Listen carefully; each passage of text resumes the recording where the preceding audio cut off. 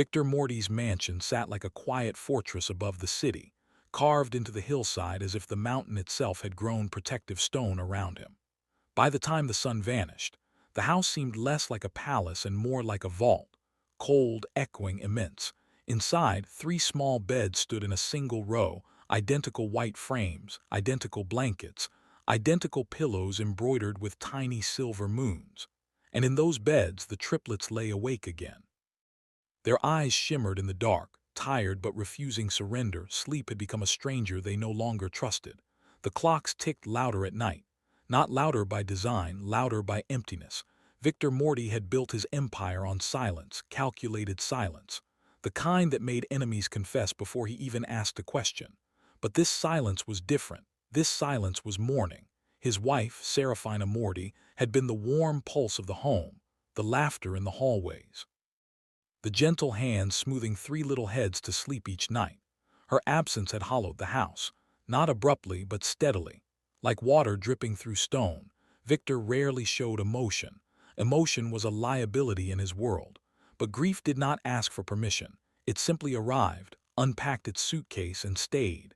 The city feared Victor. Men crossed themselves when his car rolled past. Businesses prospered or perished depending on his unspoken approval. His name was not shouted, it was inhaled quietly like incense. Victor Morty did not need to raise his voice. Power had trained the world to lean in. Yet upstairs, his daughters leaned away from sleep. They leaned into each other. Isabella, Sophia, and Lucia, three identical faces, each carrying a different expression of fear. Isabella always stared toward the corners of the room first, scanning, calculating. She had inherited her father's instinct for threat. Sophia lay tangled in blankets she kicked loose every night. Her mind ran faster than her body could rest. She asked questions the world wasn't ready for. Lucia never unclenched her fists. The softest noises struck her like thunder. She felt grief the way some children feel weather. Victor had tried everything. He had summoned doctors who spoke in clipped syllables, experts who analyzed the girls as if their sadness were an equation. Victor could command a city. He could not command a bedtime. Every failed night deepened his frustration. Not frustration with them, frustration with his own helplessness. Helplessness was a language he never had to learn until now. The nannies rotated like seasons, professional, punctual, emotionally sterile. They attempted lullabies, routines, breathing techniques. They delivered them with precision. Precision was not comfort. The girls needed presence, not protocol. No one understood that yet. Elena did. Elena always understood quiet pain. She moved through the mansion like a shadow that healed instead of frightened. A middle-aged maid whose footsteps were softer than the ticking clocks. Most people overlooked her. Victor did not. He noticed everyone. That was part of survival.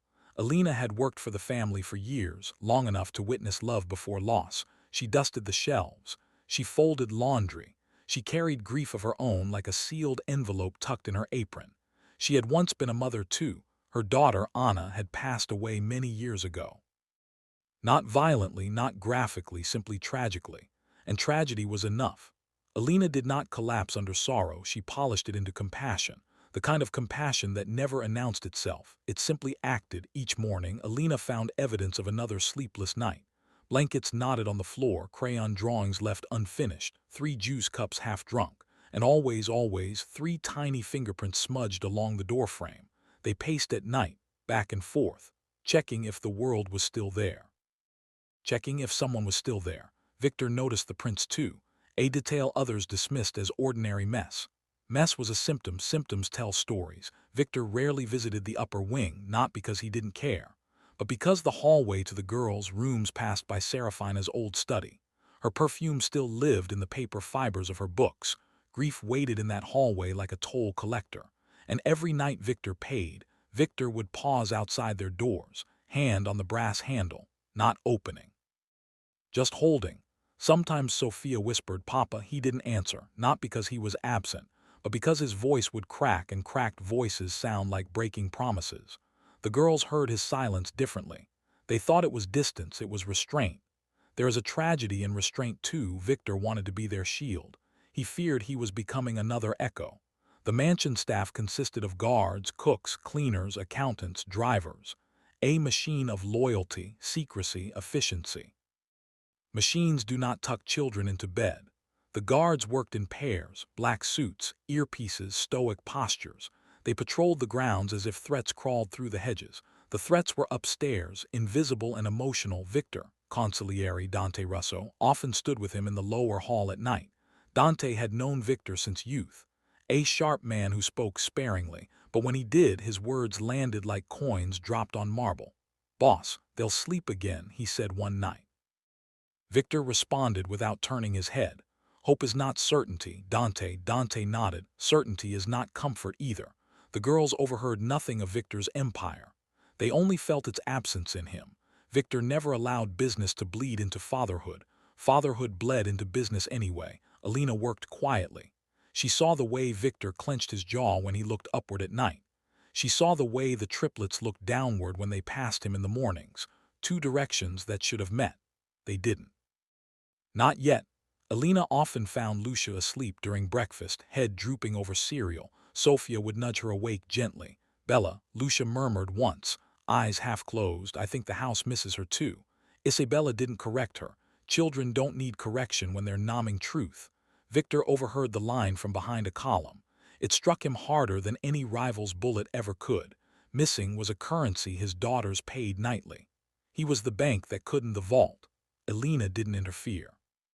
Interference is loud. She waited. Waiting is love in silent form. One afternoon, Elena found Isabella staring out the window toward the city lights preparing to glow. She wasn't crying. Crying is loud grief. She was staring is quiet grief. Elena knelt beside her, not speaking, just lowering her own eyes to the same horizon. "The city looks different when you carry something heavy," Isabella said. Elena nodded. "It always does, Bambina." Isabella blinked. No one called them Bambina anymore. Not even Victor. Not because he didn't want to. Because softness felt illegal on his tongue now. Sofia once cornered a nanny with a question. "Why do grown-ups leave even when they say they won't?" The nanny froze. Nanas weren't trained for metaphysics. They were trained for schedules. The nanny answered mechanically. "Sometimes people don't get to choose." Sofia frowned. "That's a terrible rule," she said. "Terrible rules make terrible silences." Lucia whispered prayers at night. Not prayers asking for toys or miracles, prayers asking for quiet. Quiet is a human right. Grief makes you apply for it anyway. Victor held meetings in the underground study. A room insulated, secure, windowless, soundproof. He built a world downstairs that his daughters begged for upstairs. Irony is a cruel architect. Dante once suggested moving the girls to a smaller room. Smaller spaces echo less. Victor shook his head. "Echoes are not the enemy, Dante. Absence is." Dante fell silent. Silence was Victor's kingdom. Silence was also his punishment. The staff loved the girls from a distance. Distance is safety for those who fear attachment. Attachment hurts when it leaves. Elena feared attachment too. She attached anyway. That was her rebellion. Rebellion does not need a gun. Sometimes it only needs a stool. Victor's empire had rules, no weakness, no emotional exposure, no loose ends. His daughters were loose ends made of lullabies. Love is a loose end. Victor didn't understand softness anymore. Softness understood him anyway. One evening, Elena stood outside the girls, door longer than necessary. She heard Lucia's breathing sharpen at every tiny sound, Sofia shifting like static, Isabella whispering logic to fear. "If the dark wanted us, it wouldn't wait until bedtime," Bella said. "Logic is not comfort, but it is a lantern." Elena pressed her palm gently against the wood, a silent vow. She felt the vibration of their fear. Fear vibrates, so does love. Victor watched Elena from the end of the corridor. He didn't ask what she was doing. Victor never asked questions when he already knew the answer. She was caring. Caring is not business, but it is leadership. Victor led men. Elena led children back to calm. Calm was the territory no syndicate could conquer. No one noticed Elena except the children and the grieving man who built silence into walls.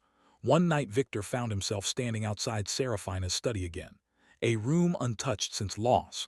Loss leaves furniture behind and questions. Victor whispered into the dark for the first time in months. "Sierra, I don't know how to quiet their nights." The silence answered back. "You never could." "I did." Victor closed his eyes. Grief is a teacher who speaks after the test.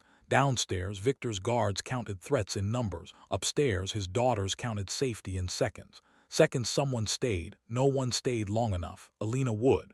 But she hadn't stepped in yet. Not because she feared Victor, because she respected grief's timing. Timing is kindness too. The girls needed someone who sat, not someone who solved.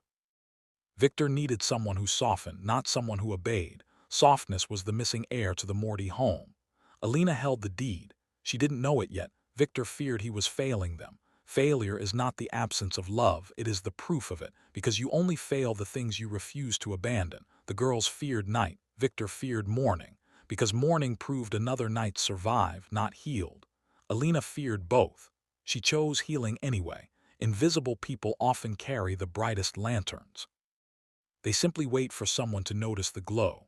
The mansion was full of power, empty of lull. Power intimidates fear. Lull dissolves it. Victor intimidated. Elena dissolved. The girls trembled. Elena watched. Victor paced. Elena waited. 3 heartbeats upstairs needed one steady rhythm beside them. Victor was the storm outside their windows.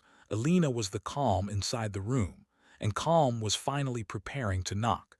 But not loudly, not dramatically, just gently. Because gentle knocks echo longest in exhausted hearts, and the world still didn't know that presence would defeat power where it mattered most, not in the streets, not in the underground, but in a child's midnight breath. Victor Moretti could not quiet the city. Elena would quiet the room. Victor could not negotiate with grief.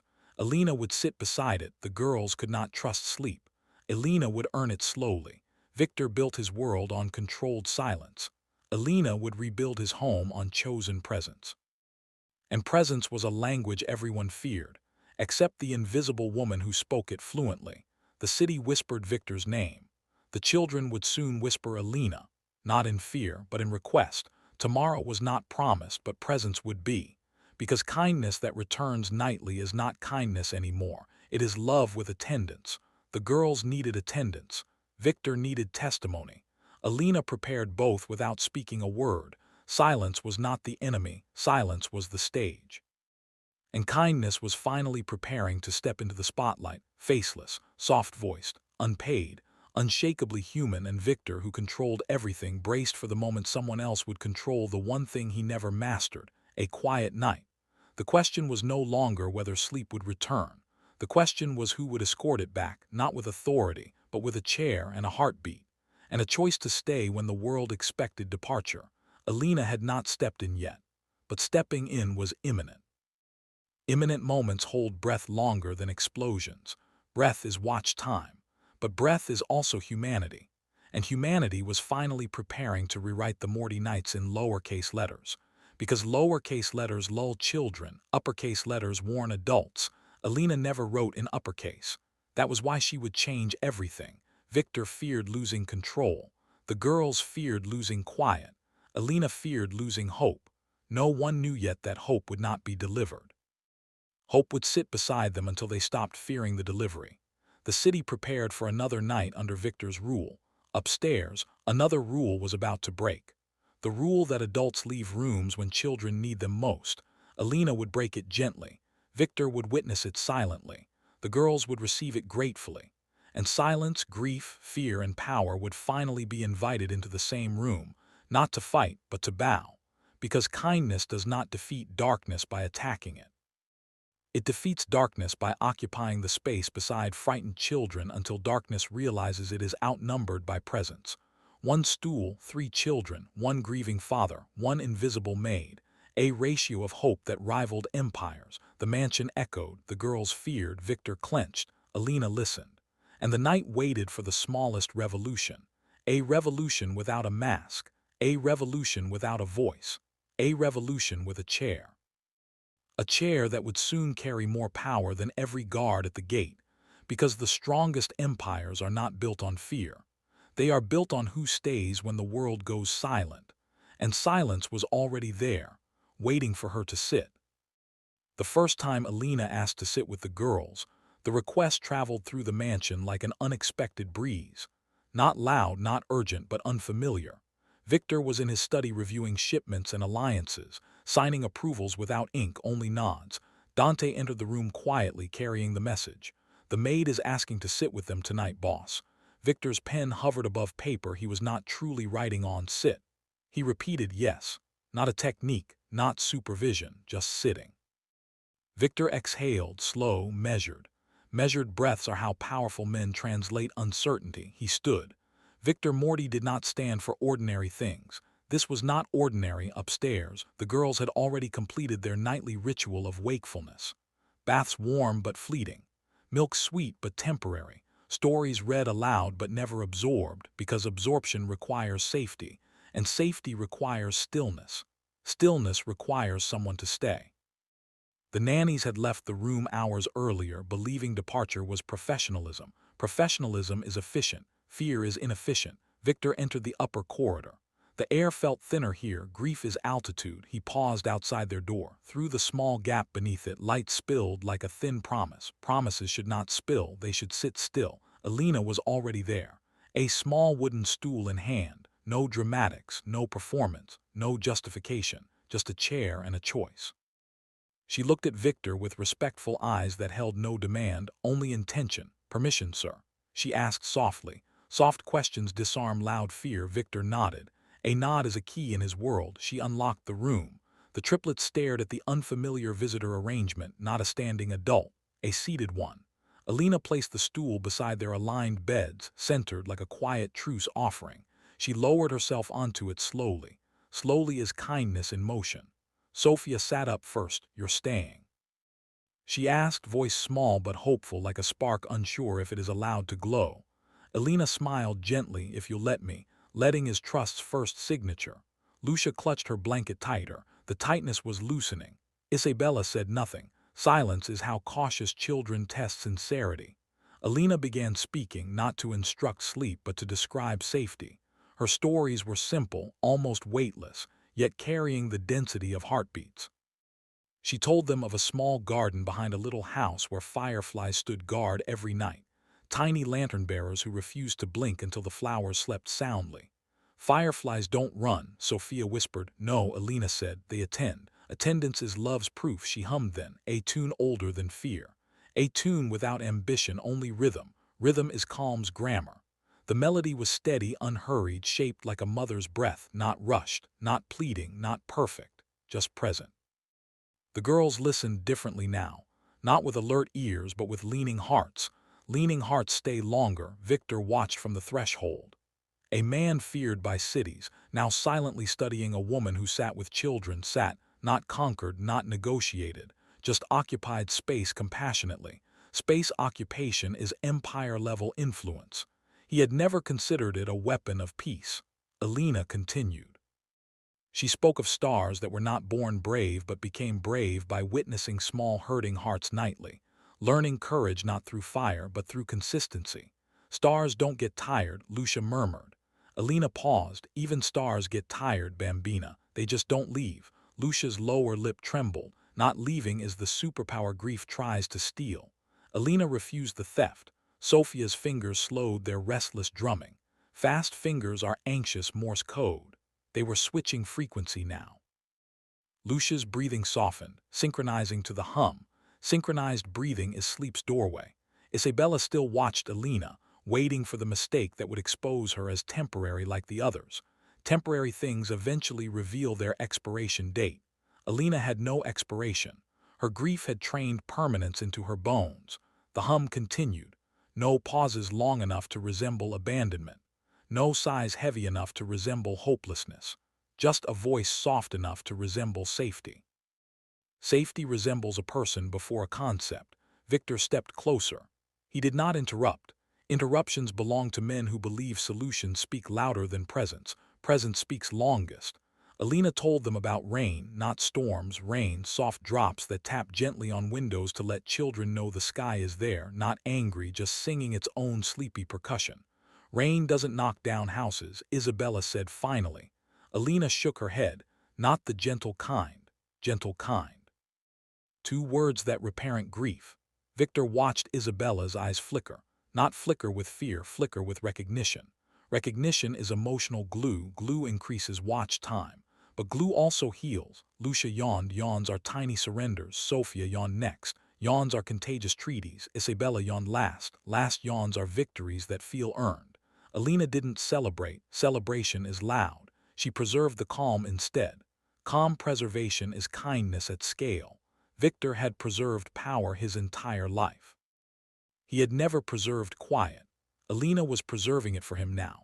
Tomorrow, Elena said softly, the garden will still glow and the stars will still watch and the rain will still tap, and if you wake in the night you won't wake alone, you promise. Sophia whispered. Elena met her eyes gently. I attend. Attendance is promise upgraded into action. The girls had heard promises, they had not heard attendance. Victor heard it too. Attendance was heavier than oath, lighter than command, stronger than both. Sophia whispered to her sisters, almost as if testing the weight of the sentence, she's not leaving. Lucia repeated it like a prayer that no longer begged, only affirmed. Isabella repeated it like logic that had finally turned warm. Victor stepped out of the shadows fully. Not to dominate the moment, to witness it. Witnessing is humility's posture. Humility is redemption's architect. Victor watched the girls' breathing finally descend into the slow cadence of safety. Slow cadence holds retention. Elena hummed until their eyes drooped like petals finally agreeing to close, not forced, not coaxed, just convinced gently by presence. Victor leaned toward Dante, voice gravel quiet, not leaving. That's the currency they accept. Dante nodded. Bosses trade in currencies, fathers learn them. The hum filled the room like a low, golden bridge between wake and sleep. Not dramatic, not orchestrated, just built by a woman no one feared but children would soon need. Victor stepped closer, standing beside Elena, realizing that leadership had two branches. One rules cities, one quiets rooms. He had spent a lifetime pruning the wrong branch at bedtime. Elena pruned nothing. She simply sat beside what hurt. By the time Victor reached the beds, the triplets were asleep. For the first time in weeks, their small bodies were not negotiating with night. They were surrendering to it peacefully. Peaceful surrender increases watch time. But peaceful surrender also heals. Victor did not touch them. Touching might wake the fragile victory. Fragile victories need stillness after winning.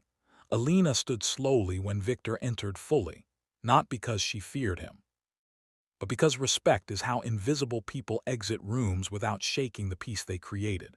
Victor raised a hand gently. Pause, not dismissal. Stay, Elena. Stay was a word he rarely used. Rare words carry narrative weight. Weight anchors viewers. Anchors also save children. Elena sat again, preserving the moment as Victor sat beside his daughters. Sleep like a man attending a sunrise he once thought he controlled. Controlled things resist sleep. Attended things welcome it. Elena's small stool carried more influence than every guard at the gate. Not because it was powerful, because it stayed. Victor did not thank her, not yet. Gratitude was forming.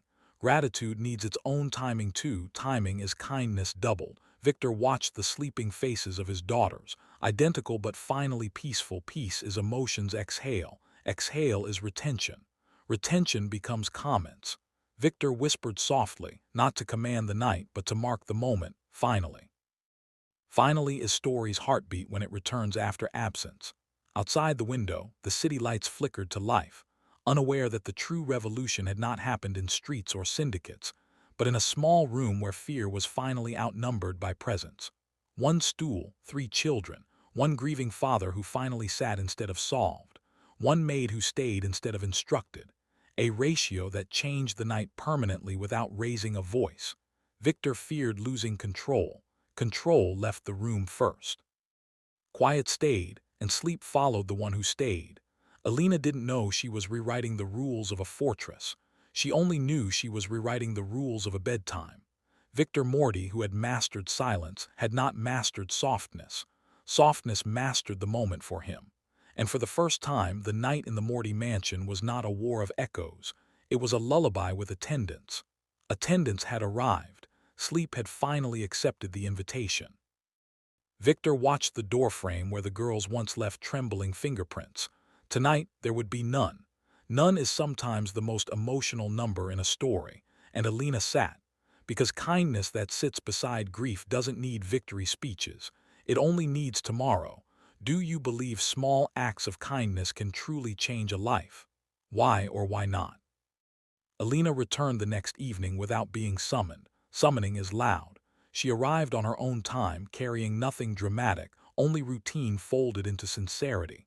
The mansion noticed her differently now, not because she changed her posture but because the night before had changed the atmosphere around her. Kindness leaves residue, not visible residue, emotional residue. Sophia sensed it first. She always sensed shifts before explanations. Isabella sensed it second. She catalogued emotional changes like her father catalogued threats.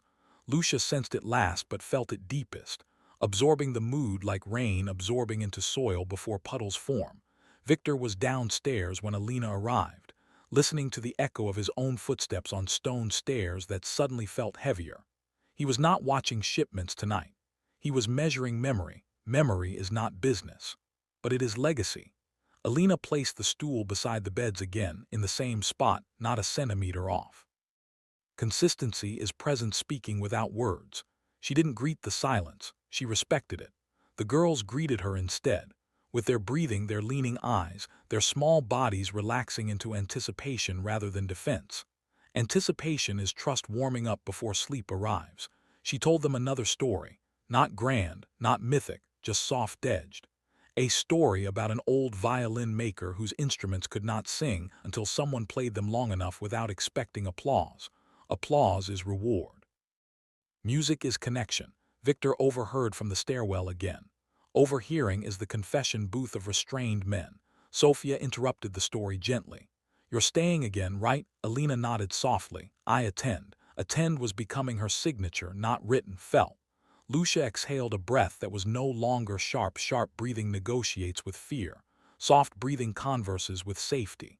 Elena hummed again, the same melody, no remix, no flourish. Flourishes wake emotions. She was tucking them in, not waking them up. The melody wasn't magical, it was maternal. Maternal things don't solve, they stay.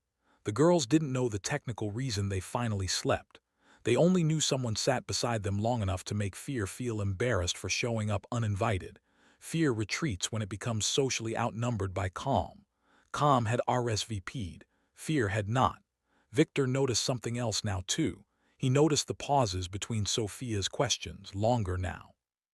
He noticed Isabella's scanning slowing into observing, not guarding. He noticed Lucia's fists opening a little, thumb uncurling first, like grief loosening its grip finger by finger. Small unclenching is emotional punctuation. Punctuation controls packing. Pacing controls watch time. Victor understood packing. He did not understand unclenching. Until now, one night changes nothing. Repeated nights change everything quietly. Elena returned nightly, not for reward, not for permission, for attendance. Attendance is kindness upgraded into ritual. Victor had rituals too: loyalty, discipline, order. Elena had one ritual: stay. Stay was becoming the mansion's counter-currency to absence. The guards noticed her footsteps, not triggering Lucia anymore. That was data. Data proves change without needing poetry. Poetry was Elena's domain anyway. Elena didn't speak of her grief often. Grief shared too early feels like spilling ink. But tonight, Lucia asked a question that opened the envelope gently. "Do you miss someone too?" Elena paused. Pauses are dangerous when they resemble leaving. This one didn't. This one resembled honesty preparing its posture. "Yes," she said softly. "I had a little girl once." The room didn't gasp. Gasping is loud. The room absorbed. Absorbing is quiet empathy. Victor, standing at the edge of the hallway, absorbed too. Absorbing is how stoic men leak emotion without being noticed leaking. Isabella turned toward Elena, curiosity replacing caution for a moment. "What was her name?" "Anna," Elena answered. She loved the sound of rain more than silence. Isabella looked toward the window. It might rain tonight. Elena nodded, then she would have slept quickly. Victor felt the sentence land. Landed sentences create emotional echoes stronger than empty hallways. Lucia looked at Elena gently. "Does staying help you miss her less?" Elena smiled softly. "No, it helps me love her longer. Loving longer is not forgetting. It is grieving with attendance instead of resignation." Victor's jaw softened. Jaw softening is emotional vulnerability trying on a new uniform. Sophia whispered to her sisters. She stays because she knows what leaving feels like. That was the deepest logic she had spoken yet.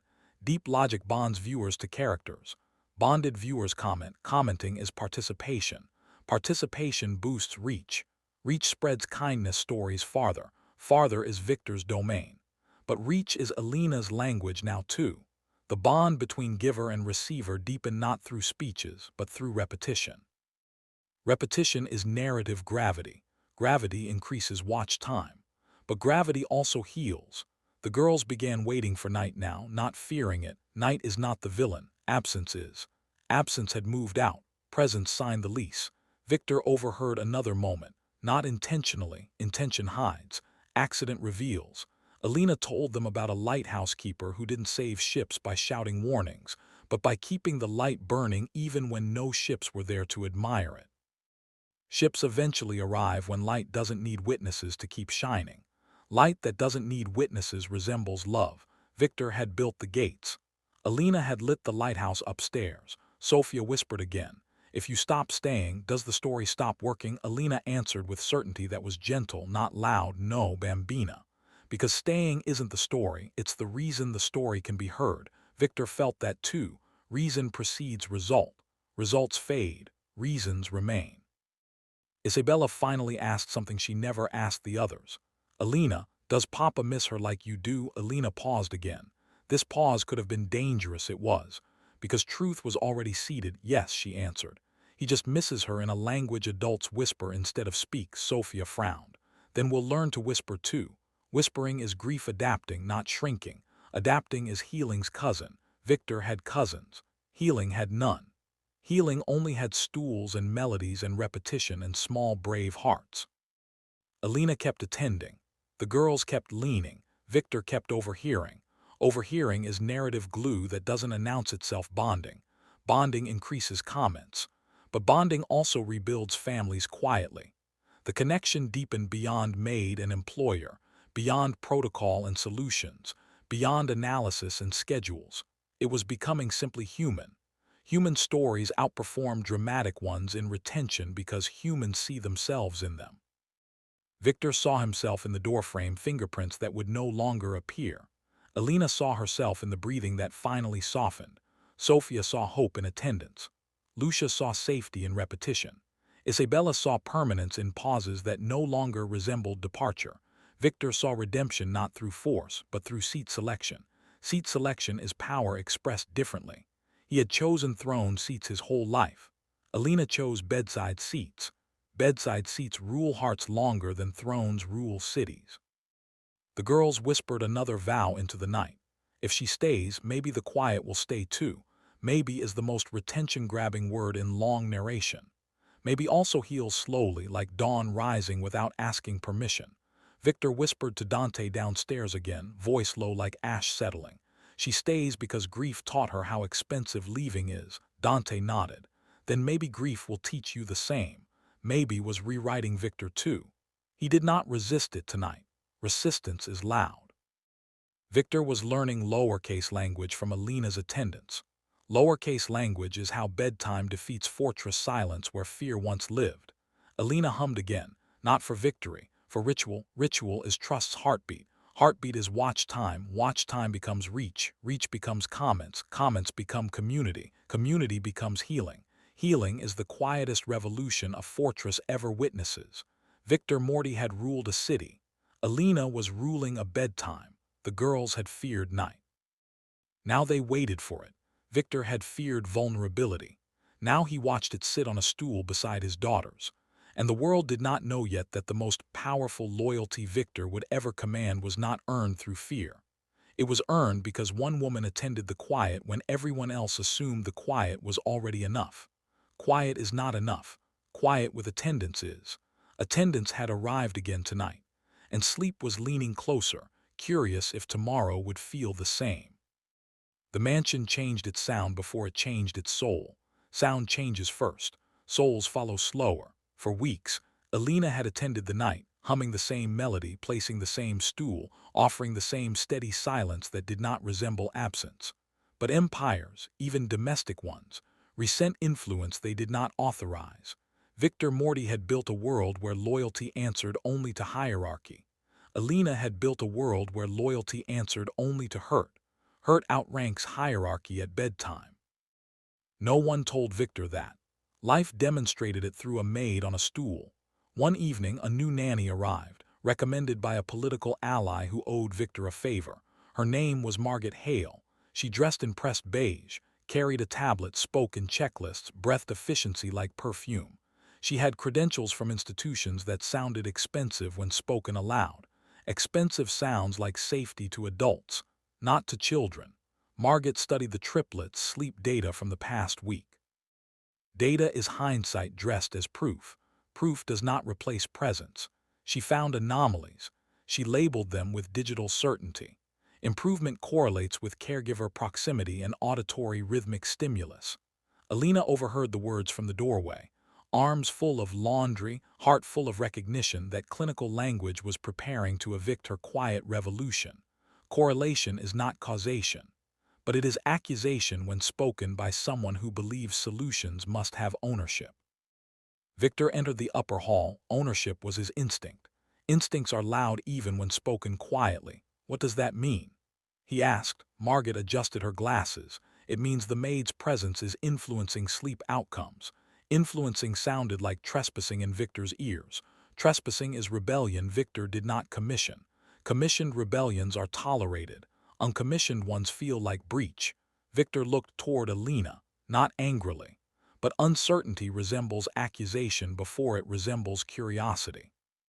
Elena met his gaze with lowercase dignity, dignity that does not demand a headline. She simply said, "I attend." Margaret frowned slightly, a frown shaped like policy. "Attendance is not approved intervention," she said. "Approved intervention." Three uppercase words trying to police a lowercase revolution. Victor nodded slowly. "Then perhaps we formalize the intervention." Formalization is adulthood's instinct for control. Control is loud even when whispered. Margaret smiled. Formalization includes boundaries, duration limits, and detachment protocols. Detachment. A word that sounds like professionalism to adults and abandonment to children. Victor did not hear the shiver in the word. Lucia did. She always heard emotional drafts before emotional documents were signed. Elena did not argue. Arguing is loud. She had built her influence on silence that stays instead of silence that leaves. Margaret requested Elena's attendance log. Elena had no log. Logs are receipts for reward. Reward was not her intention. Margaret interpreted that absence as noncompliance. Noncompliance is accusation when hierarchy feels threatened by empathy. Victor did not speak immediately. Silence is power's posture. This silence was uncertainty wearing a suit too large for the moment. Elena was asked to limit her time with the girls to 10 minutes. 10 minutes is technique, not attendance. Victor believed limits sounded like structure. Structure sounds like safety to adults. It sounds like countdown to children. Elena complied without complaint. Complaint is loud. Compliance is lowercase rebellion when uppercase systems misunderstand it. She entered the room that night carrying only the hum, not the stool. The stool had not been approved. Approved objects become narrative props. Unapproved ones become threat. Elena sat on the floor instead. Floors have no hierarchy. They simply receive knees that bend toward hurt. The girls noticed the missing stool immediately. Missing things are louder than ticking clocks when grief is present. "Where's your chair?" Sophia asked. Chairless voices must not stay. Margaret instructed from the hall, listening like policy wearing soft shoes. Elena hummed anyway. Humming is not arguing. Humming is insisting gently that safety does not need furniture. Isabella watched the doorway instead of the corners tonight. Doorways are questions shaped like thresholds. Sophia's fingers drummed faster again. Anxious Morse code returning to broadcast frequency. Lucia's fists tightened again, thumb curling last this time, grief reclaiming its seat. Victor overheard the breathing shift from the corridor. Corridors are confession booths for restrained men. He entered the room quietly. Quiet is his armor. Armor was unnecessary here. He needed lowercase. "Why aren't you on the stool?" Victor asked Elena. "No stool was approved tonight, sir." Approved again. Uppercase paperwork knocking on lowercase bedtime. Victor frowned, but not angrily. Frowns are questions adults sign before doubt becomes policy. "Then sit," he said. Sit was lowercase tonight. Elena sat, not kneeling, not begging, just sitting. Victor sat beside her, cross-legged, a posture untrained in his empire. Untrained postures reveal vulnerability faster than speeches. The girls watched him sit, Sitting is witnessing upgraded into participation. Participation changes outcomes. But outcomes are not yet transformation. Transformation follows repetition. Repetition had been interrupted by boundaries. Boundaries are loud when grief is present. The next morning, Margaret requested to speak with Victor privately. Private rooms don't echo. Private rooms authorize doubt. Victor entered his wife's study for the first time since her passing without bracing first. Bracing is loud grief. This entry was softer grief. Grief learning to sit instead of shout. Margaret began immediately, sir. Attachment risks dependency. Dependency is pathology to systems. Dependency is safety to children. Victor responded quietly. Dependency is survival to orphans of silence. Margaret paused. Pauses reveal seams in policy armor. But she continued. Unregulated presence creates unsustainable coping mechanisms. Unregulated presence. 3 uppercase words describing a lowercase revolution that worked. Victor's eyes flickered towards Serafina's bookshelves. Bookshelves are grief's filing cabinets. Mechanisms don't file lullabies. Mothers do. Victor said softly, unsustainable to whom? To the system, sir. Victor nodded slowly. Then perhaps the system is unsustainable to them. Systems collapse when they fear emotional cost. Elena paid emotional cost without invoice. Invoices make kindness transactional. Elena was non-transactional, that was her power. Margaret suggested replacing presence with monitored routines delivered by approved caregivers. Approved caregivers. A label that sounds like credential. Credentials expire, presence does not. Victor exhaled, voice low like ash settling into memory. Ash settles without noise. Elena entered the hall carrying breakfast trays later that afternoon. The staff watched her differently now, not as threat, as anomaly. Anomalies create narrative curiosity. Curiosity increases retention. But curiosity also births jealousy and empires built on control. The guards whispered among themselves, not maliciously, just confused. Confusion is doubt rehearsing its lines before it speaks. She sits on floors, one said. Floors have no authority, another answered. Authority is not the requirement, Dante said from behind them. Not for children who fear silence more than guns. Dante understood guns. He was learning children now too. Margaret recommended transferring Elena to daytime duties only. Daytime has noise. Noise hides grief temporarily. Victor did not approve the transfer immediately. Transfers are loud paperwork. This paperwork was still in draft. Drafts create narrative tension. Tension increases watch time. But tension also pressures kind hearts that never wanted pressure. Elena overheard the recommendation from the linen room. Linen rooms fold fabrics. They also fold unspoken grief. She did not cry. Crying is loud grief. She simply folded. Folded grief keeps working without headline. That evening, Margaret entered the triplets' room before Elena arrived. She carried an approved intervention kit, white noise device, structured routine booklet, monitored presence timer. Timer is countdown disguised as safety. Children hear countdown louder than clocks. Margaret began the routine. The girls listened politely. Politeness is how children endure adults who don't hear emotional drafts. The device emitted static rain. Synthetic rain has no attendance. Attendance is the missing frequency. The girls remained awake. Awake is grief refusing synthetic grammar. Victor overheard the static rain from the corridor again. Corridors are confession booths for restrained men. He entered the room quietly. Quiet is his armor. Armor is unnecessary at bedtime. He needed lowercase. Margaret said, sir. Intervention is active. Presence is passive. Victor answered softly. Fear is active. Comfort is patient. Patience is passive only to those who never needed it. Margaret paused. Pauses reveal cracks in policy armor. Victor looked toward the beds. The girls looked toward him. 2 directions finally meeting, but not aligned yet. Alignment requires repetition. Repetition had been interrupted. Interrupted rhythms make children distrust outcomes again. Victor knelt beside Lucia's bed quietly. Kneeling is vulnerability's new posture. Anna used to kneel too. Elena said softly from the doorway. Doorways are questions shaped like thresholds. Victor looked toward her again. Not breach, recognition. Recognition is narrative glue. Glue increases comments. But glue also heals families quietly. Margaret's timer beeped gently. beeping is countdown disguised as safety. Children hear countdown louder than clocks. Lucia flinched. Flinches are grief's footnotes. Victor silenced the timer with a glance. Glances are uppercase in his empire. This glance protected lowercase kindness.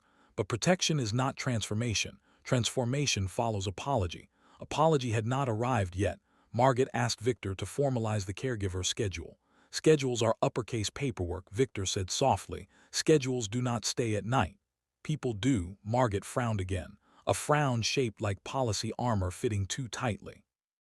Victor did not remove the armor yet. Armor removal is narrative climax. This was still rising conflict. Rising conflict increases watch time. But rising conflict also pressures kind hearts that never wanted pressure. Elena stood quietly holding the door frame, fingertips resting near where the girls once left anxious Prince weeks earlier. Tonight, the prince would return. Not because kindness failed, but because kindness was doubted by systems that feared emotional cost. Cost is not always monetary.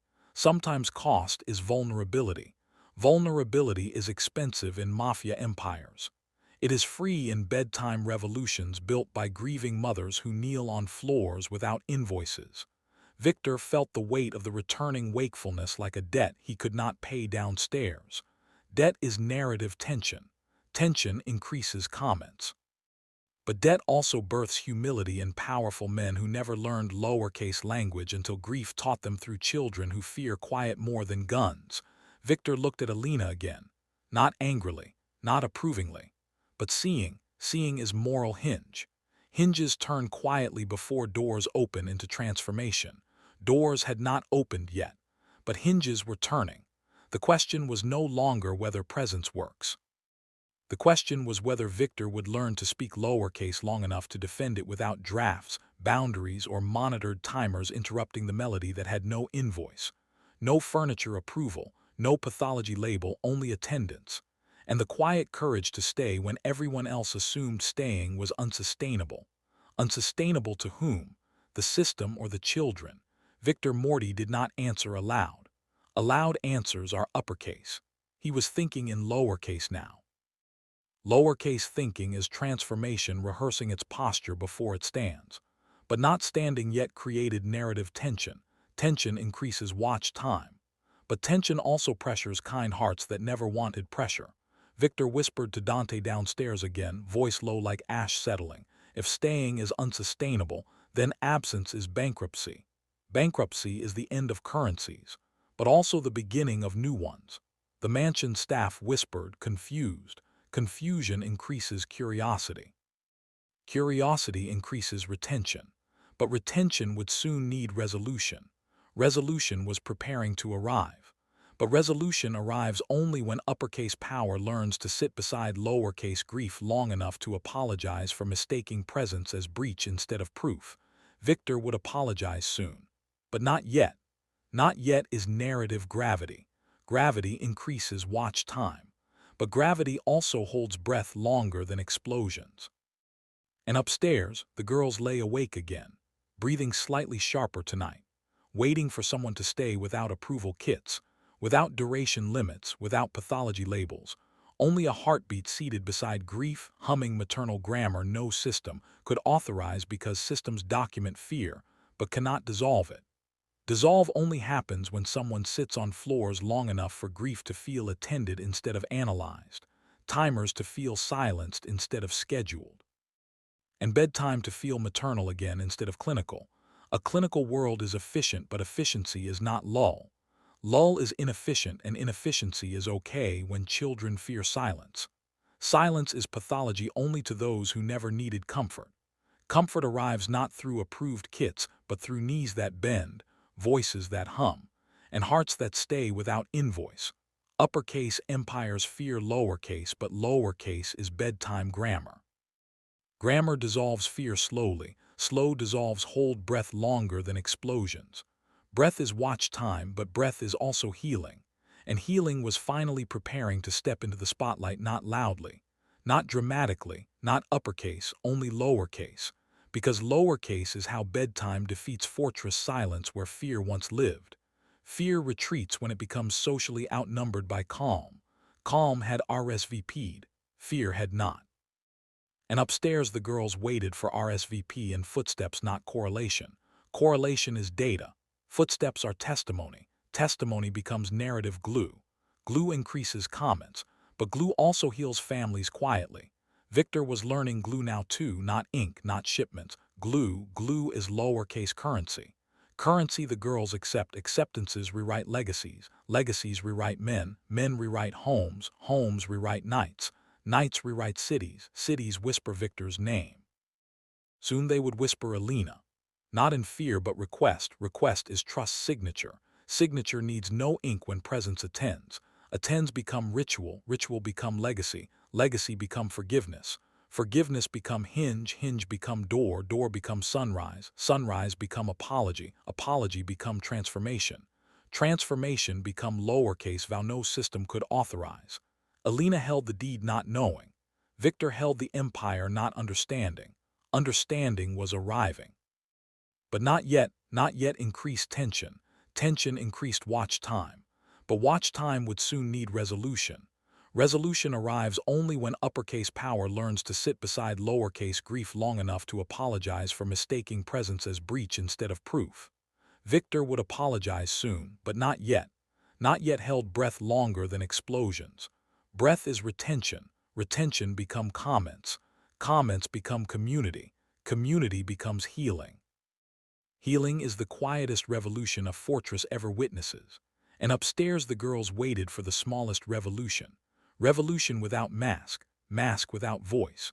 Voice with stool, stool without invoice. Invoice without pathology, pathology without Anna, Anna without absence, absence without stool, stool without system, system without lull, lull without uppercase, uppercase without bedtime, bedtime without protocol, protocol without attendance, attendance without detachment, detachment without warmth, warmth without expiration, expiration without Elena, Elena without timer, timer without tomorrow, tomorrow without bankruptcy, bankruptcy without presence, presence without breach, breach without correlation, correlation without causation, causation without reward, reward without stool, stool without invoice, invoice without log, log without attendance, attendance without departure, departure without hinge, hinge without door, door without sunrise, sunrise without sleep, sleep without attendance, attendance without tomorrow, tomorrow without permission, permission without demand, demand without uppercase, uppercase without bedtime, bedtime without stool, stool without invoice,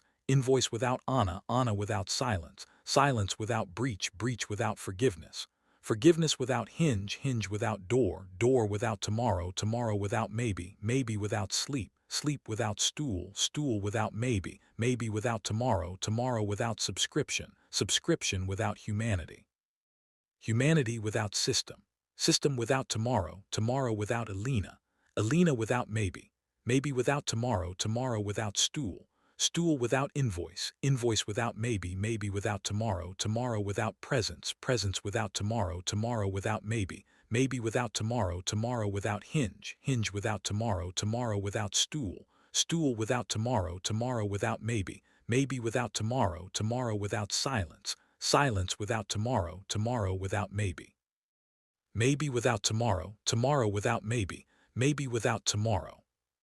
Truth rarely enters rooms with a sound.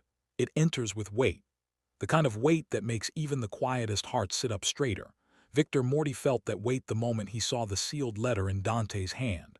Letters are ordinary, sealed grief is not. Dante didn't speak at first. Consiglières learn that silence prepares powerful men for emotional currency shifts. Elena's file, boss, Dante finally said. File sounded clinical. Letter sounded human. Victor took it. Took, not snatched. Snatching is uppercase anger. Taking is lowercase curiosity rehearsing humility. Inside was not a file. It was a folded page, edges softened by time, ink slightly blurred like memories that had been held instead of displayed. Victor read, not scanning, reading. Reading is participation. Participation increases retention.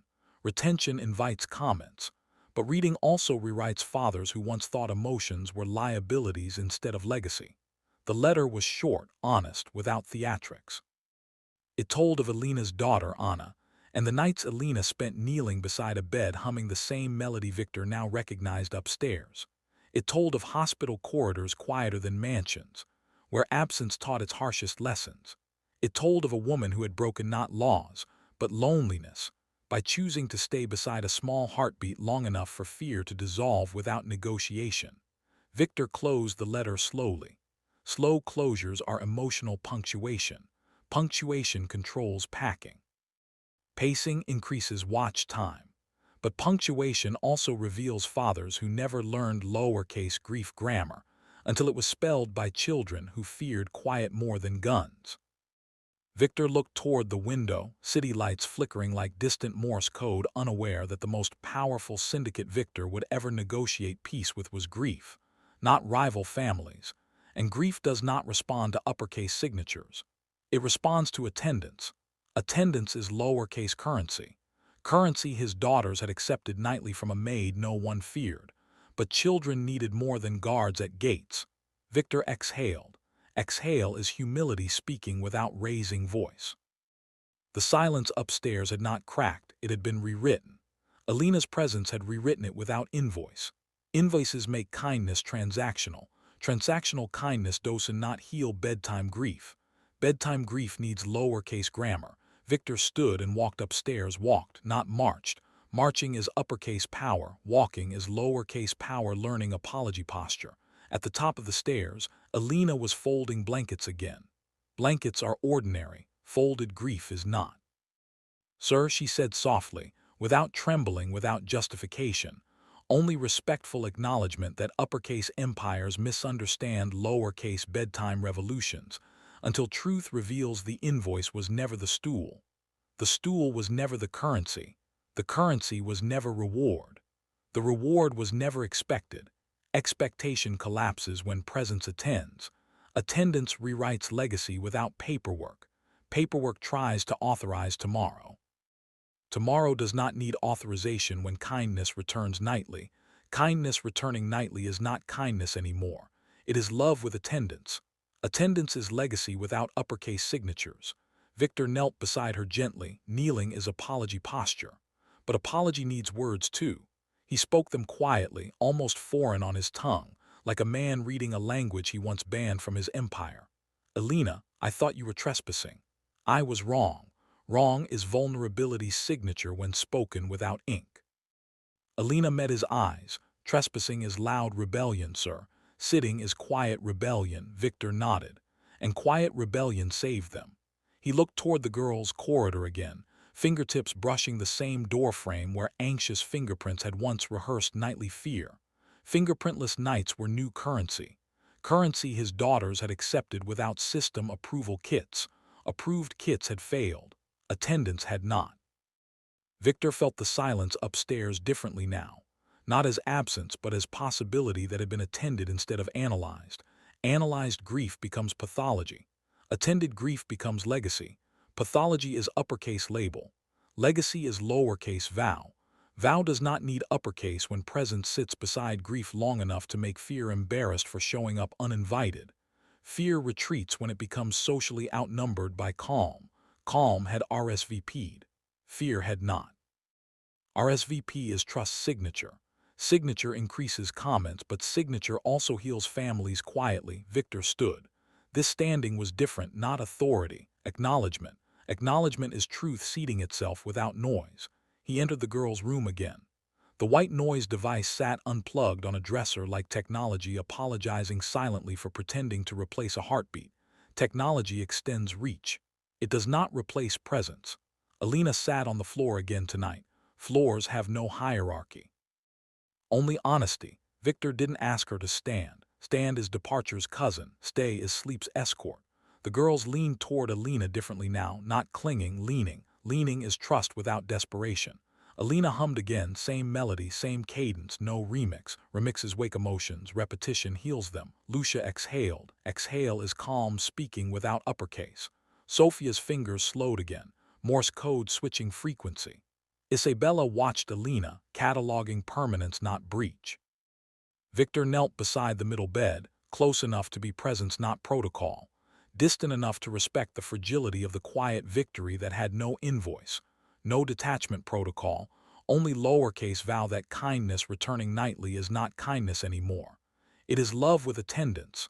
Attendance is legacy without uppercase signatures. Signatures do not need ink when presence attends. Attending becomes ritual, ritual becomes legacy, legacy becomes forgiveness, forgiveness becomes hinge. Hinge becomes door, door becomes sunrise, sunrise becomes apology, apology becomes transformation, transformation becomes lowercase vow no system could authorize. Lucia opened her eyes slightly. You're staying too, Papa staying is uppercase risk. Victor answered lowercase. Yes, Bambina. Sophia blinked, processing the weight of the unfamiliar grammar. Isabella whispered softly, almost as if testing the shape of the word. Not leaving, Victor met her gaze. Not leaving is the currency we accept here. Currency is legacy spoken quietly. Legacy increases comments. But legacy also heals families. Elena didn't look for gratitude. Gratitude arrives when uppercase empires realize lowercase bedtime revolutions were not breach but proof that fear dissolves when presence sits beside grief long enough for sleep to follow without negotiation. Victor whispered to the room, not commanding it, only acknowledging that kindness returning nightly is not kindness anymore. It is love with attendance.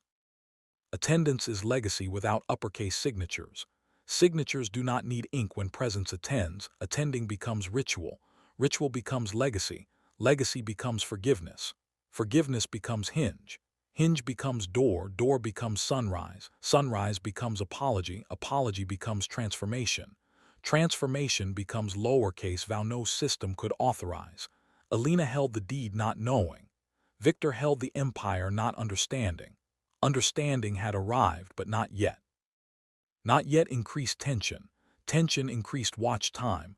Watch time would soon need resolution. Resolution arrives only when uppercase power sits beside lowercase grief long enough to apologize for mistaking presence as breach instead of proof. Victor closed his eyes, not to command the night, to attend it. Attendance is promise upgraded into action. The girls didn't ask for lullabies tonight. They asked for attendance. Attendance is legacy spoken quietly. Legacy increases comments. But legacy also heals families. Elena hummed until their breathing softened again. Same melody, no remix, repetition dissolves fear slowly. Slow dissolves hold breath longer than explosions. Breath is watch time, but breath is also healing, and healing was rewriting Victor too, not ink, not shipments, healing. Healing is lowercase currency. Currency his daughters had accepted without system approval kits. Approved kits expire. Presence does not. Victor looked toward Elena again. Not breach. Recognition. Recognition is narrative glue. Glue increases comments.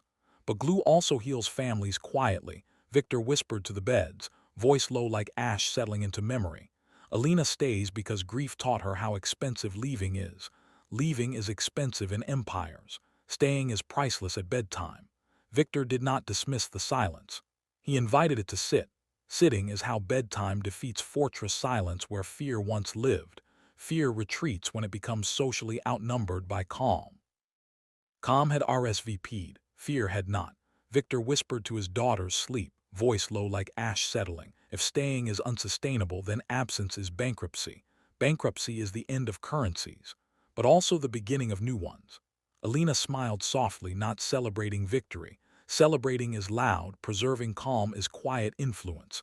Influence increases retention, but influence also heals families quietly.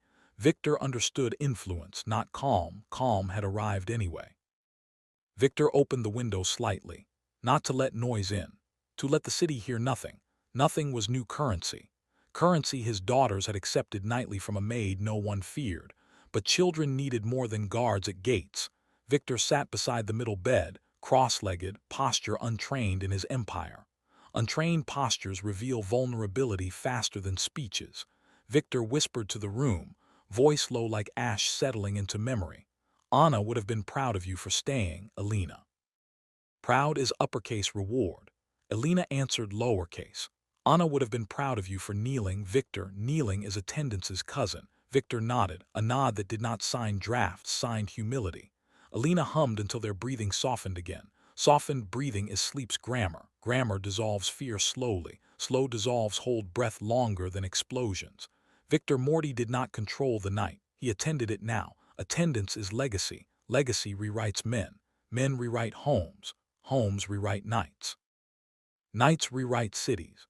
Cities whisper names. Names become requests. Requests become rituals. Rituals become legacy. Legacy becomes forgiveness. Forgiveness becomes hinge. Hinge becomes door. Door becomes sunrise. Sunrise becomes apology. Apology becomes transformation. Transformation becomes lowercase vow. Vows that stay nightly become legacy without uppercase signatures. Victor's empire had mastered silence. Elena had mastered presence. Presence mastered sleep. Sleep followed attendance. Attendance followed grief. Grief followed love. Love followed stools. Stools followed floors. Floors followed knees. Knees followed hurt. Hurt followed absence. Absence followed grief. Grief followed love. Love followed stools. Stools followed floors. Floors followed knees. Knees followed hurt. Hurt followed absence. Absence followed grief. Grief followed love. Love followed stools. Stools followed floors. Floors followed knees. Knees followed hurt. Hurt followed absence. Absence followed grief. Grief followed love. Love followed stools. Stools followed floors. Floors followed knees. Knees followed hurt. Hurt followed absence. Absence followed grief. Grief followed love. Love followed stools. Stools followed floors. Floors followed knees. Knees followed hurt. Hurt followed absence. Absence followed grief. Grief followed love. Love followed stools. Stools followed floors. Floors followed knees. Knees followed hurt. Hurt followed absence. Absence followed grief. Grief followed love. Love followed stools. Stools followed floors. Floors followed knees. Knees followed hurt. Hurt followed absence. Absence followed grief. Grief followed love. Love followed stools. Stools followed floors. Floors followed knees. Knees followed hurt. Hurt followed absence. Absence followed grief. Grief followed love. Love followed stools. Stools followed floors. Floors followed knees. Knees followed hurt. Hurt followed absence. Absence followed grief. Grief followed love. Love followed stools. Stools followed floors. Floors followed knees. Knees followed hurt. Hurt followed absence. Absence followed grief. Grief followed love. Love followed stools. Stools followed floors. Floors followed knees. Knees followed hurt. Hurt followed absence. Absence followed grief. Grief followed love. Love followed stools. Stools followed floors. Floors followed knees. Knees followed hurt. Hurt followed absence. Absence followed grief. Grief followed love. Love followed stools. Stools followed floors. Floors followed knees. Knees followed hurt. Hurt followed absence. Absence followed grief. Grief followed love. Love followed stools. Stools followed floors. Floors followed knees. Knees followed hurt. Hurt followed absence. Absence followed grief. Grief followed love. Love followed stools. Stools followed floors. Floors followed knees. Knees followed hurt. Hurt followed absence. Absence followed grief. Grief followed love. Love followed stools. Stools followed floors. Floors followed knees. Knees followed hurt. Hurt followed absence. Absence followed grief. Grief followed love. Love followed stools. Stools followed floors. Floors followed knees. Knees followed hurt. Hurt followed absence. Absence followed grief. Grief followed love. Love followed stools. Stools followed floors. Floors followed knees. Knees followed hurt. Hurt followed absence. Absence followed grief. Victor opened his eyes, not commanding. Attending tomorrow would not need approval kits. Tomorrow would need attendance. Attendance had arrived. Sleep had finally accepted the invitation. Morning in the Moretti mansion used to announce victory. Now it announced exhaustion survived. But survival is not the same as healing. Healing enters quieter, slower, almost shy, like sunlight learning a room before claiming it. Victor noticed the difference first in sound, then in movement. The upper corridors no longer felt like altitude. They felt like passage again. Passage is not absence. Passage is possibility walking forward without rushing. The girls woke gently. Gently is new grammar here. Lucia's fists were open. Open fists are healing's lowercase handshake. Sophia's blankets were still messy, but messy differently now. Messy from comfort, not fear. Comfort makes disorder acceptable. Fear makes disorder evidence. Isabella sat up and listened, not scanning corners, listening. Listening is observational, not defensive. Observational packing holds viewers. It also holds hearts. Victor entered the breakfast hall without bracing this time. Bracing is uppercase grief. Uppercase grief had left drafts everywhere. Drafts had expired last night. Elena had rewritten the lease in silence that stayed. Victor saw the girls eating cereal quietly. No trembling spoons, no questioning why grown-ups leave. Questions were changing shape now from metaphysics to warmth. Warm questions heal, cold answers expire. Elena placed a small cup of honey beside Lucia's plate. Honey is ordinary sweetness. Sweetness is extraordinary after grief. Thank you for staying, Lucia said softly. Soft thanks are not closure, they are continuation. Victor felt continuation land like a currency he was still learning to count. The hired white noise device sat untouched, unplugged, almost embarrassed. Technology imitates atmosphere. Atmosphere needs humanity to sustain it. Humanity had signed the lease. Victor looked at Elena gently. Gently is apology posture without ink. Ink signs paperwork. Presence signs legacy. Legacy needs no stationery. It needs stools and knees and humming voices that don't ask for applause. Victor asked Elena to walk the gardens with him that afternoon. Gardens are open air. Open air reveals truth without echo. Elena agreed quietly. Agreement is trust without trembling. Trust increases retention. Retention increases reach. Reach increases community. Community increases transformation. Victor walked beside her slowly. Slow walking is reflection packing. Reflection packing anchors viewers emotionally. It also anchors fathers. Victor spoke of Serafina without dramatics, without anger, without lament that sounded like immutable loss. Immutable loss is romanticized pathology. Romanticizing grief is unsafe. Victor did not romanticize, he remembered. Remembering is safe. She was the calm in the noise, Victor said. Elena nodded. Then calm learned the house through her. Victor looked toward the hillside city again. City lights blink like syndicate Morse code. His daughters no longer blinked back at night. They breathed softly now, Morse code replaced by heart cadence. Heart cadence is narrative gravity. Gravity increases watch time. But gravity also heals families quietly. Victor confessed something softer than anger, sir. Anna would have been proud of you for kneeling last night. Proud is uppercase reward. Elena answered lowercase. Anna would have been proud of you for kneeling, Victor. Kneeling is attendance's cousin. Victor nodded. A nod that did not sign drafts, signed humility. Humility increases retention. Retention increases comments. Comments increase community. Community increases transformation. The garden smelled of pine, rain residue still on leaves, rain that had finally attended without knocking. Rain does not need approval kits. It simply falls. Falling quietly is healing. Victor knelt beside the small stone fountain where Serafina once braided the girl's hair in summer evenings full of noise that felt safe because her voice never left the room first. Leaving first is betrayal to children. Staying first is testimony to adults. Victor whispered to the fountain softly, Sira, present saved them. Saved, not solved. Solving is uppercase intervention. Saving is lowercase attendance. Elena listened respectfully, without inserting commentary that would resemble romanticized grief. Romanticizing grief is unsafe. Respecting it is not. Elena placed her hand gently near the water, not dipping fully, only acknowledging its temperature. Temperature is sensory detail. Sensory detail increases retention. Retention increases reach. Reach increases community. Community increases transformation. The girls watched the garden from their windows that afternoon, city lights below unaware that the true transformation had not happened in shipments or alliances or white noise devices unplugged on dressers, but in a room where uppercase power had finally learned to kneel beside lowercase grief long enough to apologize for mistaking presence as breach instead of proof that fear dissolves when humanity sits beside it until fear feels socially outnumbered by calm. Calm does not gloat. Calm stays. Staying increases retention. Retention increases comments. Comments increase community. Community increases transformation.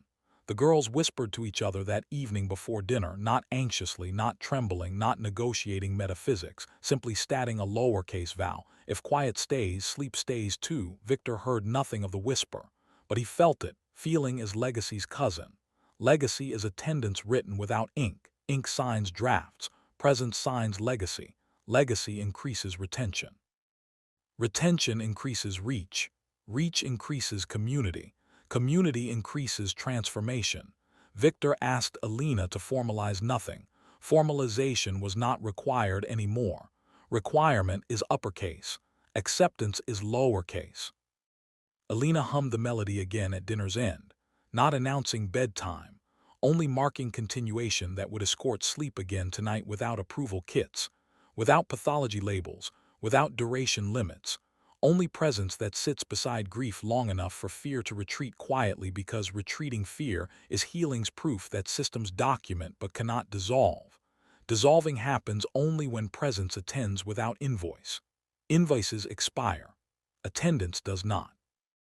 Victor looked at the girls that evening quietly. Quiet is his armor.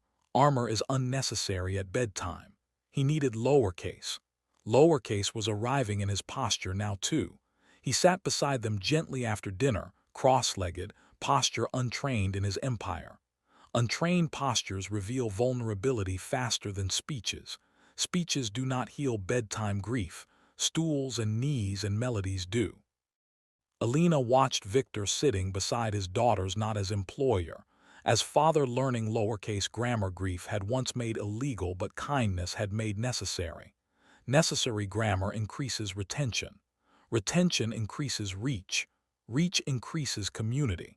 Community increases transformation. The girls did not fear bedtime tonight. They feared absence. Absence had expired last night. Presence had signed the lease. Victor did not need to negotiate with bedtime anymore. Bedtime negotiated with him through attendance. He had finally chosen to speak without ink. Ink signs drafts. Presence signs legacy. Legacy increases retention. Retention increases comments. Comments increase community. Community increases transformation. Elena prepared nothing dramatic. Only a small cup of honey and the same melody no system could authorize because authorization is uppercase paperwork. Paperwork expires. Attendance does not. Victor's empire had mastered silence. Lena mastered presence. Presence mastered sleep. Sleep followed attendance. Attendance followed grief. Grief followed love. Love followed Anna. Anna followed the gentle tune Elena hummed nightly. Victor finally whispered the word without draft, without hesitation, without pathology labels interrupting maternal cadence. Stay. Stay is lowercase vow. Lowercase vows heal, uppercase vows negotiate. Bedtime does not negotiate. Bedtime attends. Attendance increases retention. Retention increases reach. Reach increases community. Community increases transformation. Victor watched the doorframe where fingerprints would not appear again tonight because fingerprints were fear's drafts. Drafts had expired. Attendance had signed legacy without ink.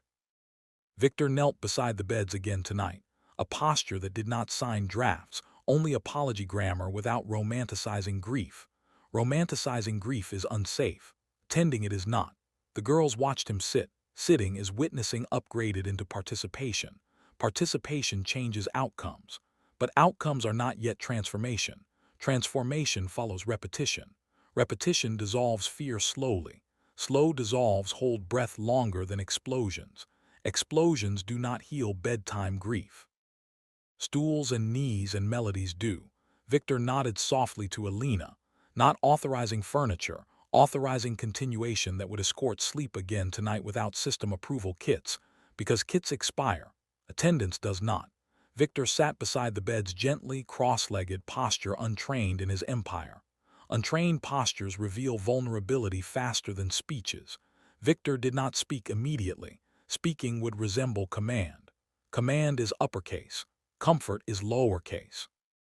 He whispered to the night softly, almost foreign on his tongue, but familiar now in legacy grammar. He was finally learning to speak without ink. Stay is not intervention. Stay is testimony. Testimony increases retention. Retention increases reach. Reach increases community. Community increases transformation.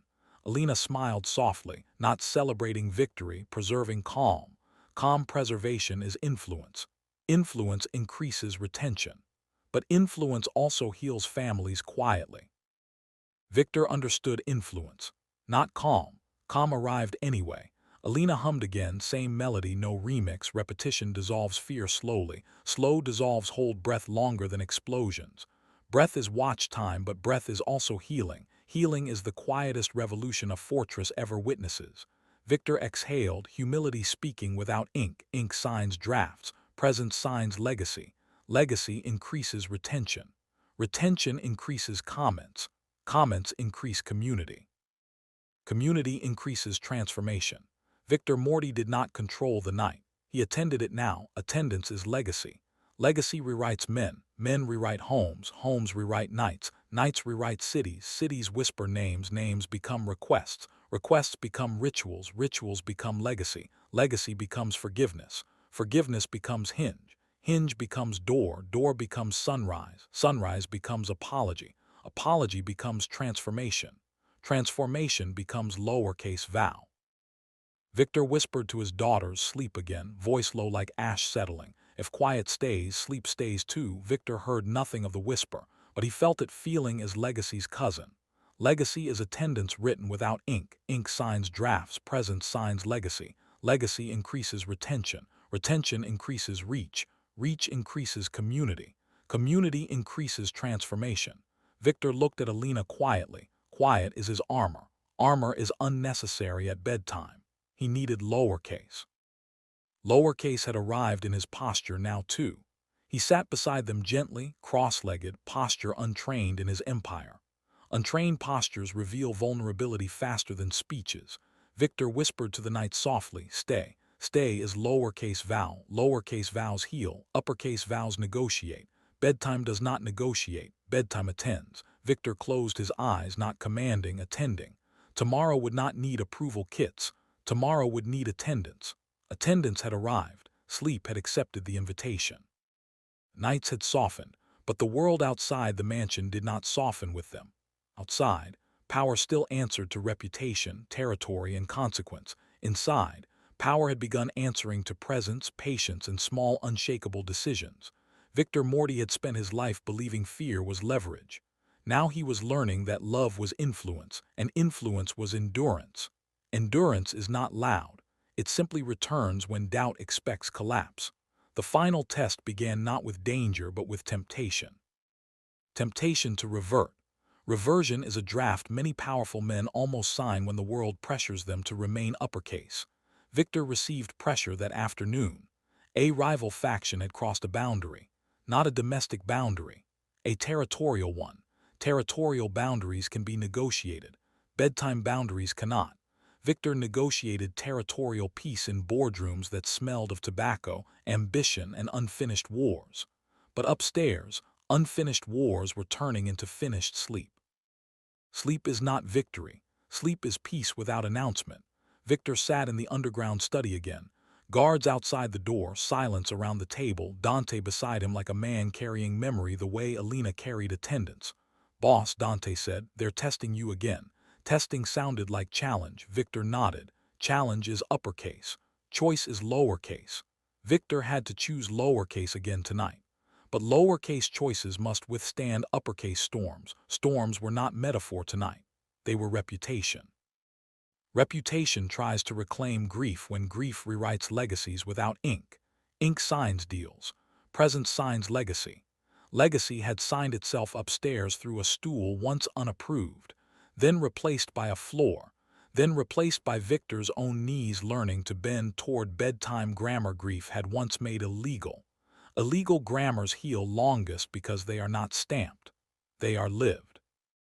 Victor walked upstairs again that evening carrying nothing dramatic, no medicine, no static rain device, only the quiet gravity of a man whose footsteps were learning lowercase. Lowercase footsteps do not echo fear, they echo possibility. He reached the girls' corridor again, fingertips brushing the same doorframe where anxious fingerprints had once rehearsed nightly fear. No fingerprints tonight. Tonight had new currency. Currency was stillness. Stillness was attendance. Attendance was legacy. Legacy was forgiveness. Forgiveness was hinge. Hinge was door. Door was sleep. Victor entered quietly. Quiet is his armor. Armor is unnecessary at bedtime. He needed lowercase. Elena was there again, already seated on the floor, humming the melody without remix, without invoice, without approval kits. Invoices expire. Approval kits expire. Presence does not. Victor met Elena's eyes gently. Gently is apology posture without ink. Ink signs drafts. Presence signs legacy. Legacy increases retention. Retention increases reach. Reach increases community. Community increases transformation. Victor sat beside the beds cross-legged again. Posture still untrained in his empire, but trained now in redemption. Grammar. Elena had spoken fluently without uppercase, without system authorization, because authorization is uppercase paperwork. Paperwork expires. Attendance does not. Sophia watched him sit. Isabella watched his breathing. Lucia watched his hands. Hands are ordinary instruments. Unclenched instruments become lull. Lull dissolves fear slowly. Slow dissolves hold breath longer than explosions. Explosions do not heal bedtime grief. Stools and knees and melodies do. Victor didn't rush the silence tonight. He respected it. Respecting silence is uppercase power kneeling toward lowercase grief grammar. Grief grammar does not negotiate, it dissolves. Victor whispered to the beds, voice low like ash settling into memory. Ash settles without noise. Noise would wake the victory. Victory had no invoice. Victory had no furniture approval. Victory had only attendance. Attendance had no duration. Duration limits expire. Presence does not. Victor looked at the sleeping faces again, not sleeping yet. Just leaning toward sleep. Leaning is trust. Trust increases retention. Retention increases reach. Reach increases community. Community increases transformation. Victor asked himself the unspoken question every powerful man eventually hears when kindness tests them without ink. Would he stay if staying had cost? Cost is uppercase pressure. Pressure increases tension. Tension increases watch time. But tension also births transformation when resolved by lowercase vow. Vow was not spoken aloud yet. But vow was felt in posture. Posture is emotional testimony. Testimony increases comments. Comments increase community. Community increases transformation. Victor finally whispered lowercase, stay. Stay is not intervention. Stay is testimony. Testimony increases retention. Retention increases reach. Reach increases community. Community increases transformation. Victor closed his eyes, not commanding the night, attending it. Attendance is legacy. Legacy rewrites men. Men rewrite homes. Homes rewrite nights. Nights rewrite cities. Cities whisper names. Names become requests. Requests become rituals. Rituals become legacy. Legacy becomes forgiveness. Forgiveness becomes hinge. Hinge becomes door. Door becomes sunrise. Sunrise becomes apology. Apology becomes transformation. Transformation becomes lowercase vow. Victor did not control the night. He attended it now. Attendance had arrived. Sleep was curious if tomorrow would feel the same. Tomorrow was not promised. Presence would be. Presence that returns nightly is not kindness anymore. It is love with attendance. Victor had chosen love again tonight despite fear. Fear retreats when it is socially outnumbered by calm. Calm had RSVP'd. Fear had not. RSVP is trust signature. Signature increases comments. But signature also heals families quietly. Victor looked at the doorframe again. No fingerprint, no maybe, only attendance. Attendance was legacy without uppercase. Uppercase empires fear lowercase. Lowercase is bedtime grammar. Grammar dissolves fear slowly. Slow dissolves hold breath longer than explosions. Breath is watch time. Watch time becomes reach. Reach becomes community. Community becomes healing. Healing is quietest revolution. Victor had ruled a city. Elena ruled bedtime. Bedtime ruled sleep. Sleep ruled peace. Peace ruled grief. Grief ruled love. Love ruled attendance. Attendance ruled legacy. Legacy ruled forgiveness. Forgiveness ruled hinge. Hinge ruled door. Door ruled sunrise. Sunrise ruled apology. Apology ruled transformation. Transformation ruled lowercase vow. Victor exhaled. Exhale is humility speaking without uppercase. Uppercase sounds like command. Lowercase sounds like lull. Victor whispered lull. Lull dissolves fear slowly. Slow dissolves hold breath longer than explosions. Victor had chosen presence again tonight. Not loudly, not dramatically. Just gently, because gentle decisions echo longest in exhausted hearts.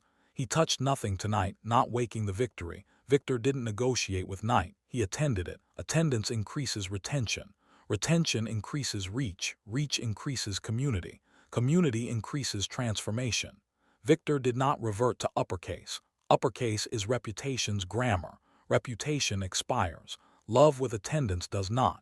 Victor Moretti had chosen love again tonight despite fear. Fear retreats when presence sits beside grief long enough for sleep to follow without negotiation.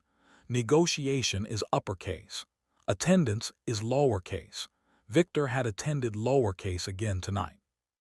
And the world did not know yet that the final test of kindness had not happened in syndicates or boardrooms or territorial boundaries, but in a small room where uppercase power had finally learned to kneel beside lowercase grief long enough to apologize for mistaking presence as breach, instead of proof that fear dissolves when humanity sits beside it, until fear feels embarrassed for showing up uninvited. Victor whispered to the bed softly, almost foreign but familiar now in legacy grammar he was finally learning to speak without ink. Stay was legacy. Legacy was attendance. Attendance was love, love escorted sleep, sleep escorted peace, peace escorted mourning, mourning escorted forgiveness, forgiveness escorted hinge, hinge escorted door, door escorted sunrise, sunrise escorted apology, apology escorted transformation, transformation escorted lowercase vow. Victor opened his eyes, not commanding. Attending tomorrow would not need approval kits. Tomorrow would need attendance. Attendance had arrived. Sleep had accepted the invitation. Victor Moretti did not control the night. He attended it. Attendance had arrived. Sleep accepted the invitation. Years later, the Moretti mansion was still large, still guarded, still powerful in reputation. But reputation no longer lived upstairs. Upstairs, the nights belonged to peace, not echo.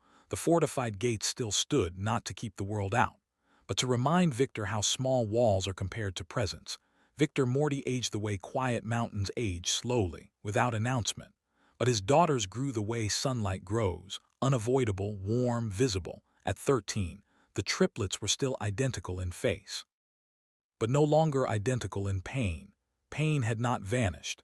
Pain had transformed shape. Shape matters in long narration. Viewers recognize shape before explanation.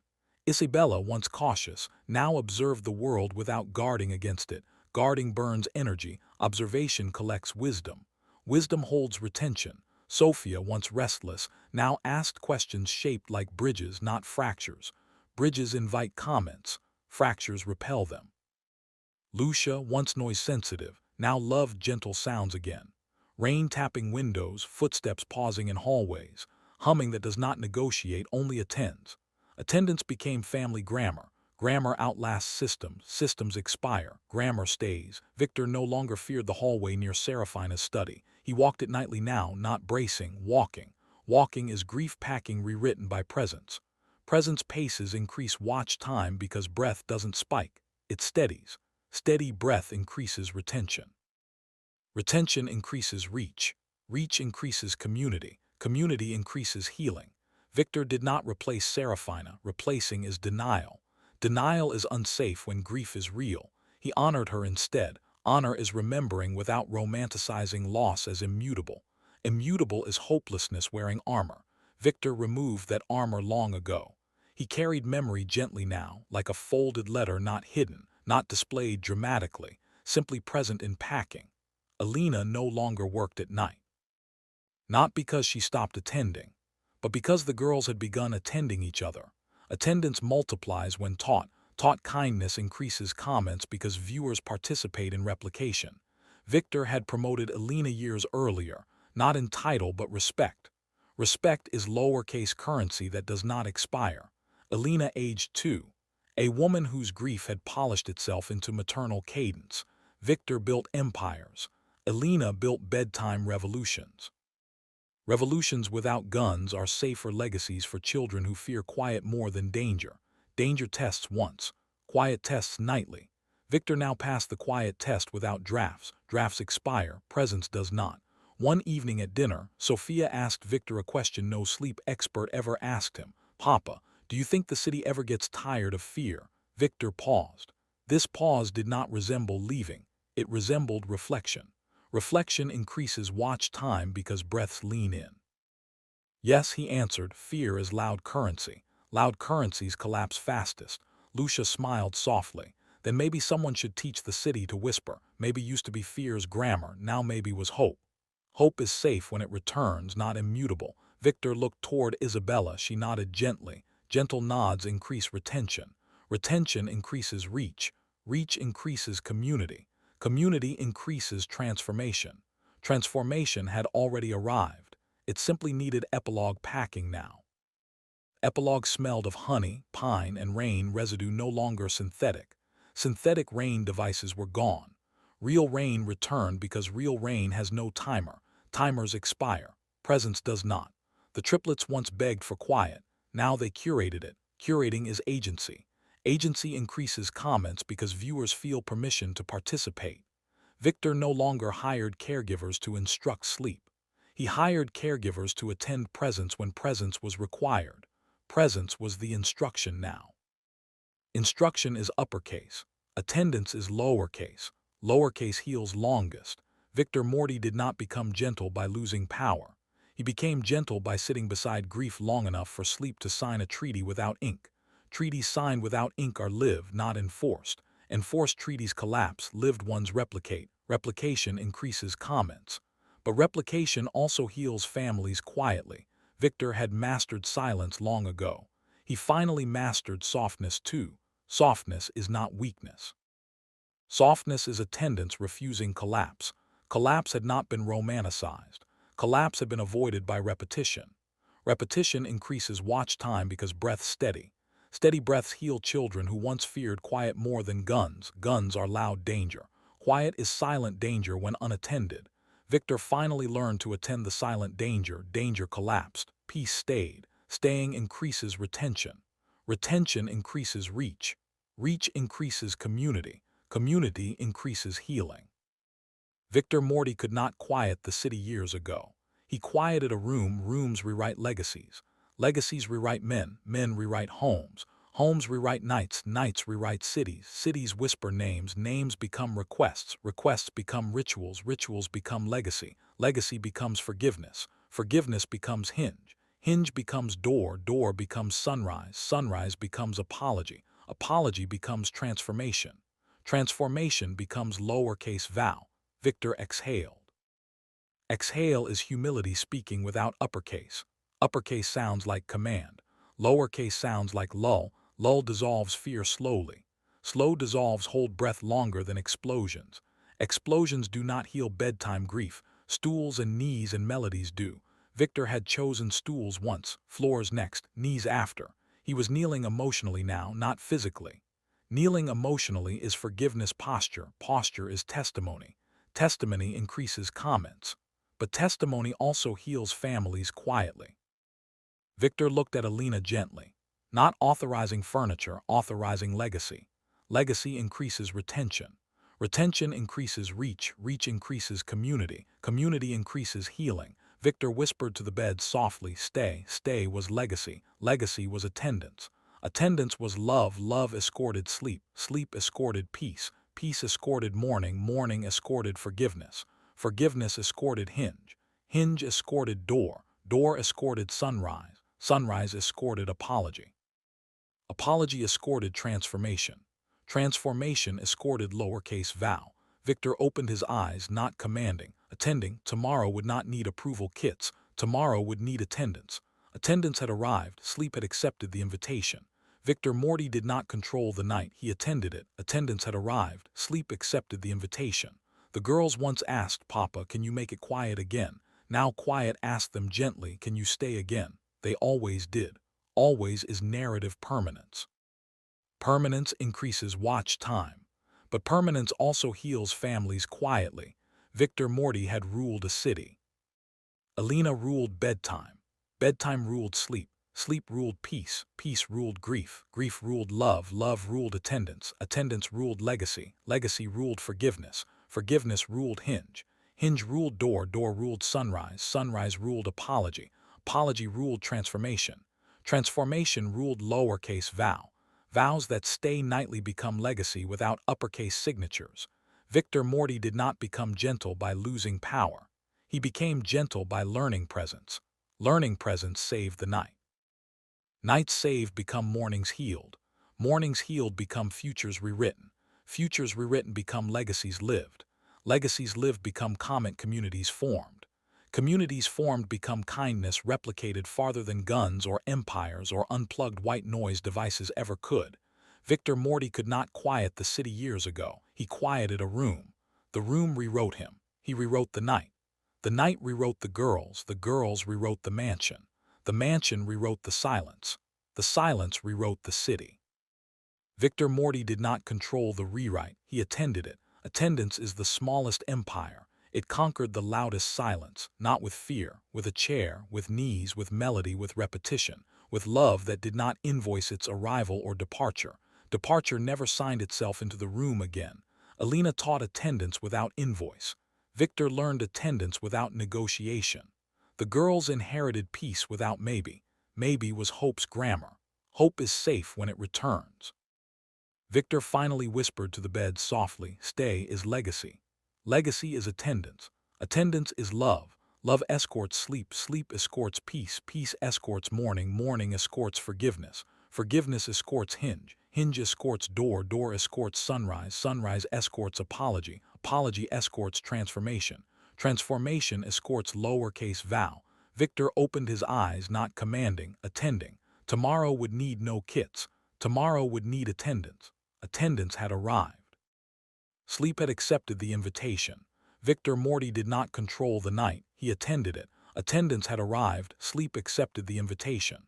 The city whispered his name still. But upstairs the girls whispered a new name too, not loudly, not dramatically, simply gently, simply human, simply present.